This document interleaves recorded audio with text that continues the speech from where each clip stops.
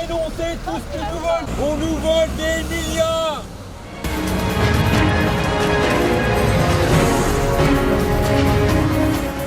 €100 par mois.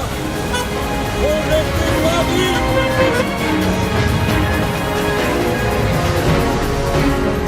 Toujours là.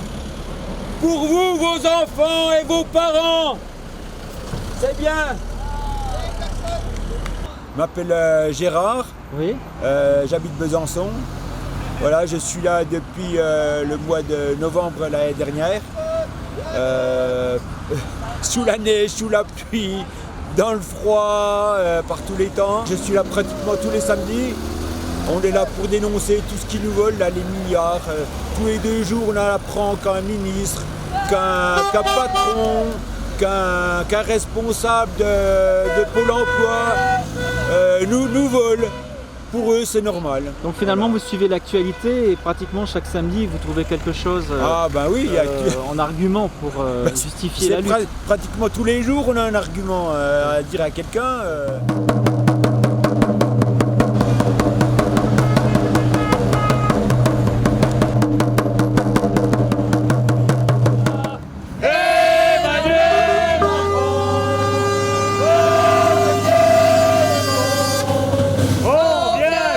Chez toi, Emmanuel Macron, oh peut-être le con, on vient te chercher chez toi, on est là, même si Macron ne veut pas, nous on est là, pour défendre les salariés, pour défendre les retraités, pour défendre les gilets jaunes, on est là. Macron nous fait la guerre, et ça, police aussi, mais on reste des terres pour bloquer le pays. Police nationale, milice du capital. Police nationale, milice du capital. Beaucoup d'inégalités sociales en France. Faut pas oublier qu'il y a quand même 9 millions de pauvres, de gens qui vivent sous le seuil de pauvreté en France. Et donc je pense que ce mouvement est légitime et donc les gens s'expriment dans les ronds-points puisque c'est un lieu de rassemblement qui a été, on va dire, retenu par ce mouvement populaire. Partage des richesses, partage du temps de travail, ou alors ça va péter, ça va péter.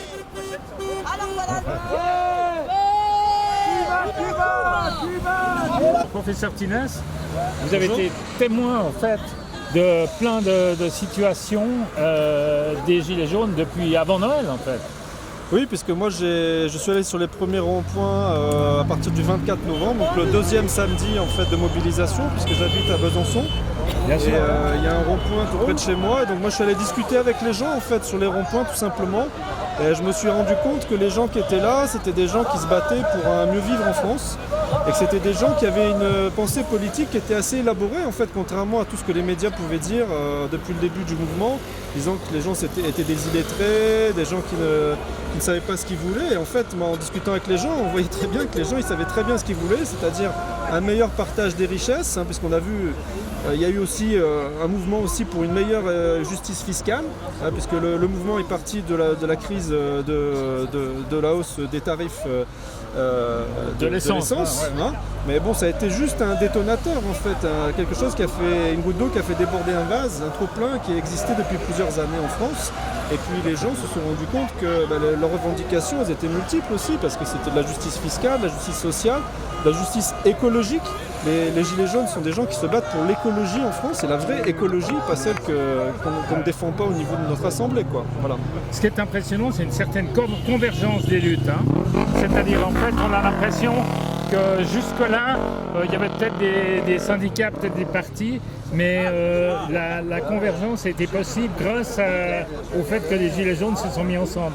Et oui, c'est ça qui fait un peu la force de ce mouvement. C'est pour ça que je pense que ce mouvement ne va pas s'arrêter. On croit que les gens, là, c'est les vacances estivales, donc forcément le mouvement retombe un petit peu. Mais je pense qu'à la rentrée, les choses vont repartir parce que effectivement, il y a une vraie convergence des luttes autour de ces questions-là. Puis c'est des questions qui concernent tous les Français finalement. Les Gilets jaunes ont été des porteurs de parole de ces questions-là. Mais effectivement, on a vu plus agrégé des mouvements écologistes. En France, donc il y a Extinction Rebellion qui participe beaucoup à ces mouvements. Il y a des syndicalistes, il y a des partis aussi qui ont soutenu ce mouvement. Et puis beaucoup de classes sociales en fait se sont agrégées. Moi, je suis médecin. Moi, j'ai vu des chefs d'entreprise qui venaient sur les ronds-points. On a vu des députés. On a vu des gens de tous les milieux en fait, des soignants, des ouvriers. Il y a des chômeurs aussi. Mais au final, vous savez pourquoi les manifestations le samedi, c'est que les gens qui manifestent sont des gens qui travaillent, contrairement à ce qu'on peut dire. On dit que les gilets jaunes sont des fainéants, mais les gilets jaunes ne sont pas des fainéants. S'ils manifestent le samedi, c'est bien parce qu'ils ne peuvent pas la semaine et qu'ils travaillent. On m'a dit que les gaz français, les derniers, sont très forts. Hein. Oui, moi j'en ai été victime le 18 mai, donc je me suis retrouvée paralysée. Non seulement ça pique les yeux, en plus ça paralyse, ça fait tomber les gens. Ouais, Alors qu'est-ce qu'ils peuvent mettre comme produit chimique pour agir? Je sais pas, j'ai été pris en charge par des stricts médics. Heureusement qu'ils étaient là. Il y a un effet traumatisme. On me parle de syndrome de stress post-traumatique. Mais on peut dire que quand on est gazé fortement, pendant plusieurs jours, ça laisse des traces. Oh oui, même encore aujourd'hui. Ça ne fait pas renoncer. Non, au contraire. Au contraire, c'est encore plus motivant de dénoncer l'usage des gaz lacrymogènes en France. Oui. Et d'ailleurs, vous avez mis une banderole derrière. Donc, là, ce sont les fameuses armes qui mutilent, donc les grenades, GL4 et les LBD, les fameuses LBD. Ouais, on a tous été témoins de la sévérité de la répression de ce mouvement. Absolument. Puisqu'il suffit d'aller sur les réseaux sociaux, si vous voulez, pour se rendre compte, de voir des vidéos, des photos dramatiques. Et ça, dès décembre, les manifestations parisiennes en décembre, ça a été le détonateur en fait de cette répression. On a utilisé des armes de guerre, puisque ce sont des armes de guerre que sont les LBD 40. Les grenades défensives, qu'on dit défensives, mais qui sont utilisées de façon offensive sur les manifestants. Et maintenant, on a plus de 220 blessés graves par ces armes-là. Et 90% c'est des blessures de LBD 40 avec des gens qui ont eu des crânes fracassés, des yeux éclatés. Ah oui. Horrible. Et c'est pour ça que moi en tant que médecin et soignant, j'ai lancé cette pétition pour un moratoire sur l'usage de ces armes. Absolument. Qui a recueilli 175 000 signatures maintenant. Ouais. On a également 35 ophtalmologistes de renom qui ont envoyé une lettre ouverte au président Macron pour M. Castaner pour demander l'interdiction des LBD 40. Donc voilà, il y a des journalistes, il y a des syndicalistes, il y a le défenseur des droits qui a fait une requête auprès du Conseil d'État également pour demander l'interdiction de ces armes. Et donc maintenant on est obligé de se tourner vers la Suisse finalement pour nous aider dans ce combat-là. Oui, alors il y a une partie du combat qui se fait en Suisse, en effet, puisqu'en fait on tente à travers des parlements, et à Genève en particulier, d'interdire la livraison des LBD 40. Ou en tout cas du lanceur de munitions. Et oui, nous on est très touchés en France, les Français sont très touchés de cette solidarité de nos amis suisses en fait, parce que on voit bien que ça choque en fait la communauté internationale. Et d'ailleurs la France a été condamnée pour usage disproportionné de la force à 2 reprises par le Conseil de l'Europe et la Commission des droits de l'homme du Conseil de l'Europe. Tout à fait. Et la Commission des droits de l'homme de l'ONU quand même. Donc la France a été classifiée parmi des pays comme le Soudan ou la Venezuela qu'on critique habituellement pour leur répression sur leur population. Et maintenant c'est la France finalement qui est touchée par ces condamnations. C'est quand même triste. Alors qu'on est le pays des droits de l'homme. On a l'impression que le gouvernement français joue le fait de cacher à la population, au monde entier, ce qui se passe. Oui, moi c'est ce que j'ai demandé. J'ai d'ailleurs écrit une lettre ouverte au président Macron et Castaner à ce sujet pour dire qu'on arrête cette fuite en avant en fait. Puisqu'on voit qu'on ne cherche pas des solutions politiques à une crise sociale, qui est une crise qui concerne tous les citoyens français maintenant. Et au lieu de ça, on s'engage dans une démarche qui est une démarche répressive et qui utilise ces armes pour contrer un mouvement social. Donc au lieu de trouver des réponses, d'être dans le dialogue, d'écouter les partenaires sociaux aussi, d'associer les gens dans la discussion, et on voit qu'on n'a qu'une réponse qui est une réponse répressive. Extrêmement répressive. Non, parce que au-delà au-delà des LBD 40, il y a des grenades de désencerclement, il y a, on a pu voir qu'il y avait des mains arrachées, c'est vraiment très terrible. Le résultat, si vous voulez, là, de cette répression du mouvement des Gilets jaunes, c'est quand même 2400 blessés. Et parmi ces 2400 blessés, il y a 220 blessés graves par usage des LBD 40 et des grenades défensives. Donc on a quand même eu une dame à Marseille de 80 ans, Zineb Redouane, qui a été tuée dans les suites d'un tir de lacrymogène dans le visage. On a eu 24 personnes qui ont été éborgnées, c'est-à-dire qui ont perdu un œil. On a eu 5 personnes qui ont eu des membres arrachés, soit des mains, soit des pieds. Et après 200 blessés, plus de 200 blessés graves comme ça. Donc je veux dire, c'est inédit, même en mai 68 où il y a eu des mouvements sociaux vraiment très importants, on n'a pas eu autant de blessés en France.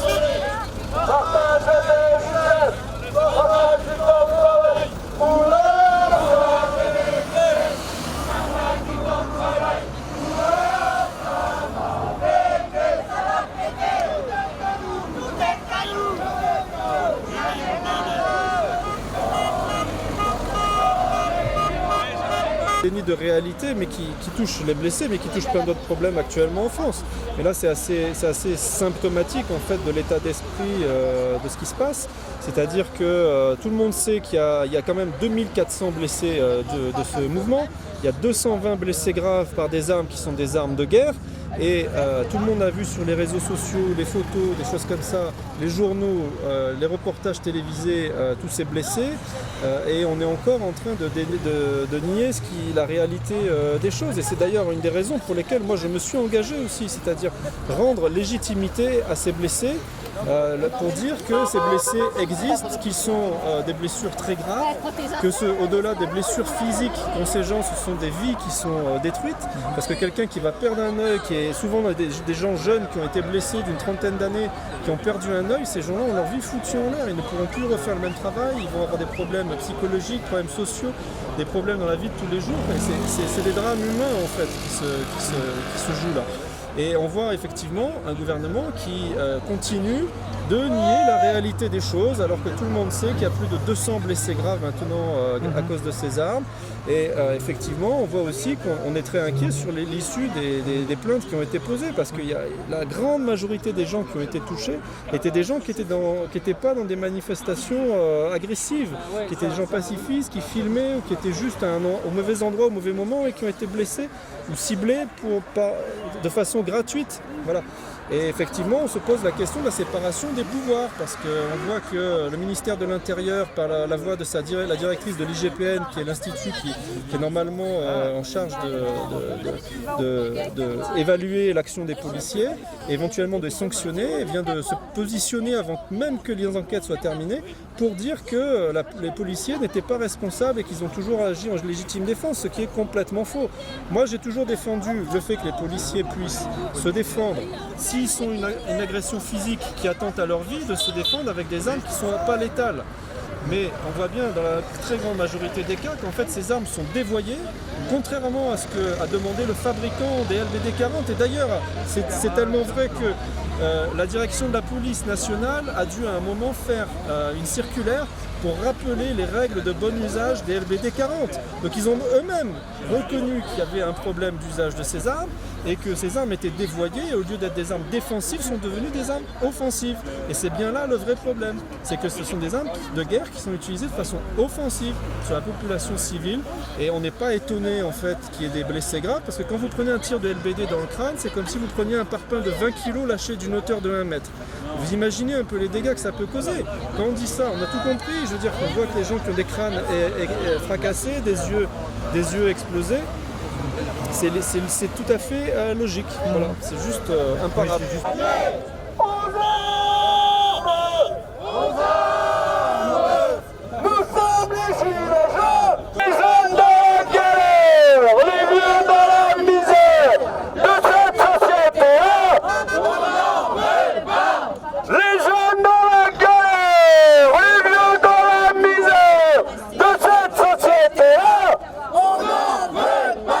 est-ce simple de prendre la parole dans une situation comme ça, parce qu'on voit bien qu'on essaye de museler tout le monde en France actuellement. Il y a des journalistes qui sont interdits de faire des reportages. Il y a des militants syndicalistes ou autres qui sont arrêtés de façon abusive, donc c'est pas simple. Maintenant, moi ce que j'estime, c'est qu'en tant que médecin, mon devoir, et d'ailleurs le code de déontologie, l'article 2, l'article 12 du code de déontologie médicale demande à ce que les médecins prennent position que lorsqu'il y a une menace pour la santé publique des citoyens. Et donc moi je pense que déjà en termes de déontologie médicale, je suis tout à fait dans ma légitimité de prendre parole sur ces questions. Par ailleurs, on se souvient que pendant la Deuxième Guerre mondiale, et d'ailleurs quand vous allez au Conseil de l'Ordre des médecins à Paris, il y a une plaque commémorative pour tous les médecins qui ont protégé des juifs ou des résistants pendant la guerre. Et donc je pense que les médecins sont au cœur de ça. On est des humanistes quand on fait de la médecine. Et quand on est humaniste, on ne peut pas rester insensible à ces questions-là et ne pas intervenir. Ce n'est pas possible. C'est un message à faire tourner, à annoncer, parce qu'on aimerait bien être les 3000 pour faire cette chaîne humaine entre 13h le samedi 31 et 18h. On va faire cette chaîne humaine, c'est 4 km et quelques entre la douane de Ferney et la place des Nations devant l'ONU.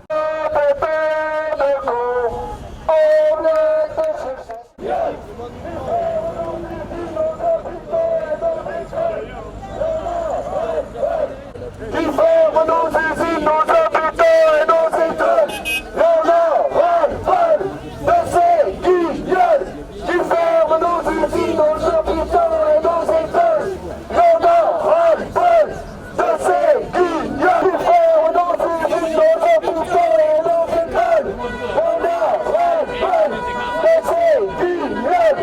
De cette société-là, on n'en veut pas. Qui sème la misère récolte la colère. Qui sème la misère récolte la colère. Emmanuel Macron, au tête de con, on a de ses bras. Et les seules allusions aux blessés, c'est toujours par rapport aux forces de l'ordre, qui payent un tribut, mais qui est quand même net ou moins élevé que ceux des manifestations. Des manifestants, tout simplement pour une bonne raison, c'est que les forces de l'ordre sont protégées. Et ils ne se tirent pas entre eux, en principe. Ben oui, moi je trouve ce qui est triste, parce que la population française, je pense, dans son ensemble, avait beaucoup de respect pour sa police, et je trouve que c'est triste qu'on mette la police en porte-à-faux en fait entre les manifestants et un gouvernement qui est dans une démarche de fuite en avant, qui ne veut pas reconnaître, écouter la parole populaire, le mal-être des gens, et du coup on met la police entre le marteau et l'enclume.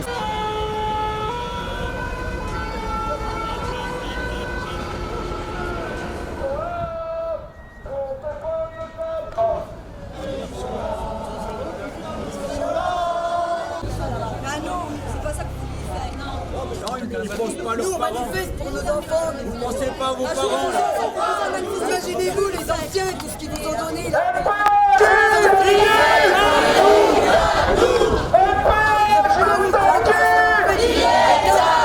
Pour défendre nos capitales, oui, ils sont là. Pour défendre les actionnaires, pour défendre les milliardaires, pour gazer les gilets jaunes, ils sont J'ai là. toujours dit depuis le début, les policiers d'ailleurs sont aussi exposés, il ne faut pas oublier, aux lacrymogènes, parce qu'on n'a pas parlé de cette question-là, mais il y a quand même une grosse problématique aussi de l'exposition aux lacrymogènes. On sait que le lacrymogène, ça se décompose en cyanure dans le corps. Il y a des gens qui sont incommodés, voire intoxiqués pendant plusieurs jours après les manifestations. Et les policiers, ils sont aussi confrontés à ça. Après, l'autre chose, je ne pense pas que les policiers, dans la grande majorité, sont contents de tirer sur les Français. Et maintenant, les policiers obéissent à des ordres, donc je pense qu'il faut aussi aller chercher la responsabilité où elle se trouve, c'est-à-dire au ministère de l'Intérieur qui donne des consignes de réprimer un mouvement populaire sans discuter avec les gens. Et donc dans cette démarche-là, il y a forcément ce manque d'empathie, ce manque de reconnaissance, ce déni de la réalité. Après, moi je ne suis pas dans la psychologie et le cerveau de nos ministres. Ils sont là, ils sont là, pour défendre le capital, oui, ils sont là, pour défendre les actionnaires, pour défendre les milliardaires, pour gazer les gilets jaunes, ils sont là,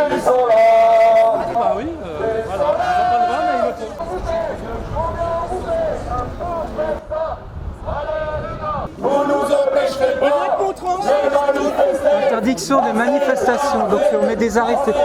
Alors justement, par rapport à ces ordres, on voit que les policiers sont là pour obéir aux ordres, mais pas forcément à des lois. Donc il peut y avoir des ordres qui sont parfois illégaux ou questionnables. Il y a de nombreux exemples. On voit leurs supérieurs leur ont demandé de cacher leur matricule.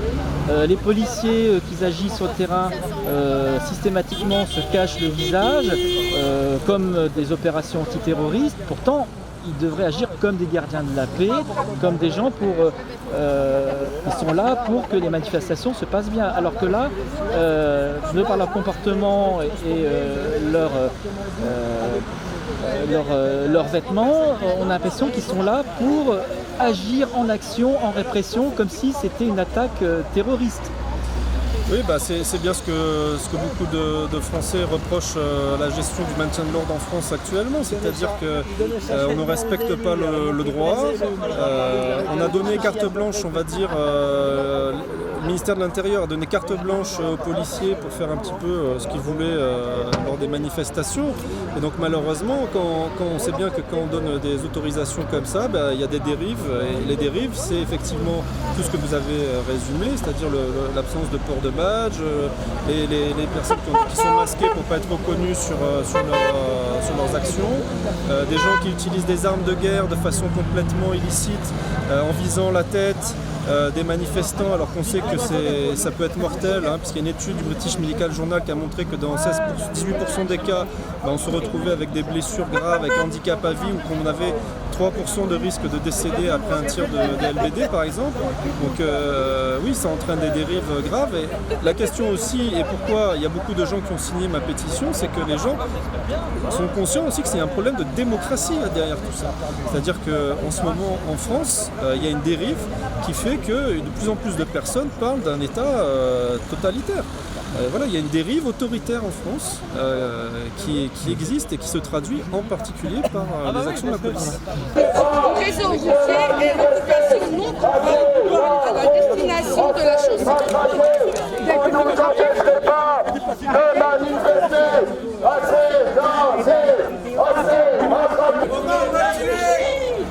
La photo de Rugy. Parce que de Rugy coûte plus cher que les tickets pas payés, je pense. Ah, ils sont en mode attaque. Assez matraqués, vous ne nous empêcherez pas de manifester. Assez gazés, Assez matraqués, vous nous empêcherez pas de manifester. Vous nous empêcherez pas de manifester. Assez gazés, assez matraqués, vous nous empêcherez pas de manifester. Assez gazés, assez matraqués. On nous fait la guerre. Et sans police aussi. Instant d'État pour bloquer le pays. Justice nulle part, police partout. Justice nulle part, police partout. Donc ça, c'est la carte de ce qui mangent les parlementaires français. Exactement. Voilà. On voit des signatures en bas, qu'est-ce que c'est? Non, c'est le calcul qu'il a fait. Ah, c'est les calculs. J'ai Il a compris. mal calculé. Ok. Est-ce que c'est une manifestation représentative? Ou il y a Je dirais parfois que pour nous, il n'y a pas beaucoup de monde, puisque les manifestations à Besançon, il y a toujours eu 2000-3000 personnes. Donc pour une ville de cette taille-là, c'est quand même assez exceptionnel. Et là, on voit que malgré les vacances, les gens se sont quand même mobilisés pour défendre leur cause. Voilà. Quand il n'y a qu'un seul langage, grève, blocage et sabotage. Sabotage et